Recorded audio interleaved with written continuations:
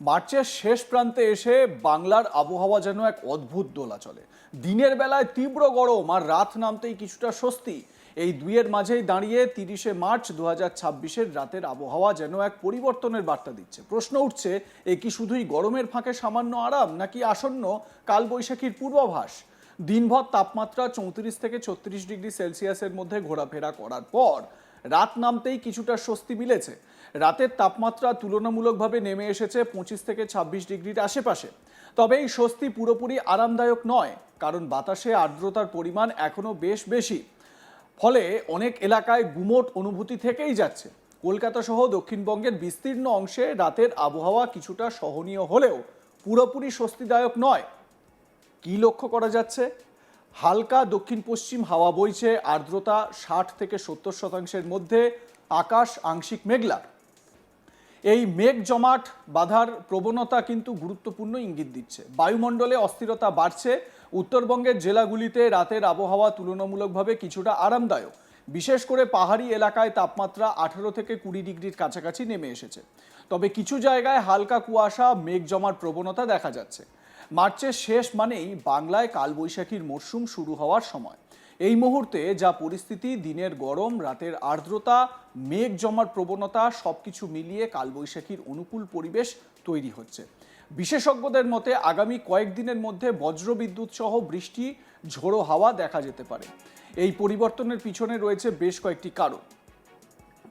প্রথম কারণ, পশ্চিমী ঝঞ্ঝা, ওয়েস্টার্ন ডিস্টারবেন্স। উত্তর পশ্চিম দিক থেকে আসা এই সিস্টেম আবহাওয়াকে প্রভাবিত করছে।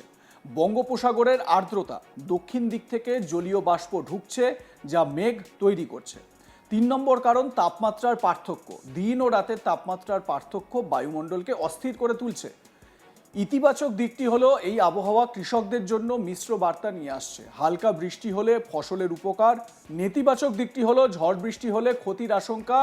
ফসল নষ্ট হতে পারে যদি ঝড় বেশি হয় বা ঝড় বৃষ্টির পরিমাণ বেশি হয়। এই সময়ে গরম ও আর্দ্রতার কারণে ডিহাইড্রেশন, ঘামাচি, ক্লান্তি বাড়তে পারে। উপায় হিসেবে বেশি করে জল পান করতে, হালকা খাবার খেতে, রাতে বাতাস চলাচল অব্যাহত রাখার পরামর্শ দিচ্ছেন চিকিৎসকরা। শহরাঞ্চলে কংক্রিটের জন্য গরম বেশি ধরে থাকে, রাতে গরম কমতে সময় লাগে। গ্রামাঞ্চলে তুলনামূলক দ্রুত ঠান্ডা হয়, বাতাস চলাচল বেশি। আবহাওয়া দপ্তরের মতে তাপমাত্রা ধীরে ধীরে বাড়তে পারে, তবে বিক্ষিপ্ত বৃষ্টির সম্ভাবনাও বাড়ছে। অর্থাৎ গরম ও ঝড় দুই চলবে পাশাপাশি। 30শে মার্চের রাতের আবহাওয়া একদিকে যেমন সামান্য স্বস্তি দিচ্ছে, অন্যদিকে তা বড় পরিবর্তনের ইঙ্গিতও দিচ্ছে। এই গুমোট গরমই কালবৈশাখীর আগমনী বার্তা হতে পারে। এই মুহূর্তে বাংলার আবহাওয়া যেন এক ট্রানজিশন ফেজে। গরম বাড়ছে, মেঘ জমছে, ঝড়ের সম্ভাবনা তৈরি হচ্ছে, তাই এখনই সতর্ক থাকার সময়।